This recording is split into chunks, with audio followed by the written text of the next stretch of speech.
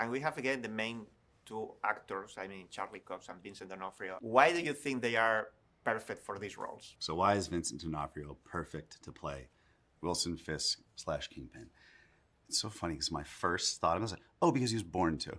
Yeah, but what I'm getting at is that role. It's one of those comic book characters that's so iconic that it transcends even people that know about comic books. Everyone kind of knows who Kingpin is, right?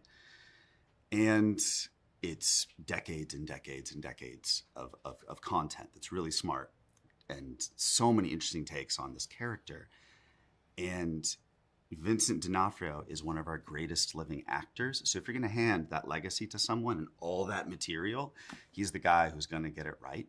And then with Charlie, if you've heard the phrase like the eyes are the windows to the soul, and for actors especially, that's incredibly important. It's one of their most important tools.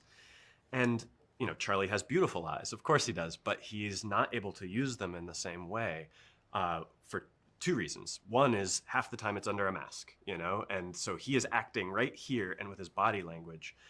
And somehow we learned that if you put a camera on that, you can actually trust that the emotions will still push through.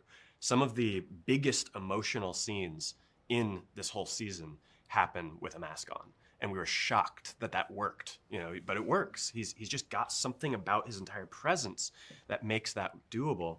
And then when he's not wearing the mask and you can see his eyes or something like that, there's another tool. Again, he's not able to make eye contact with his scene partner, for example, because he's unsighted. And you realize how quickly it doesn't matter. Again, because Charlie is a whole body actor. I think that it was brilliant casting way back when, and then they've grown into these characters and understand these characters.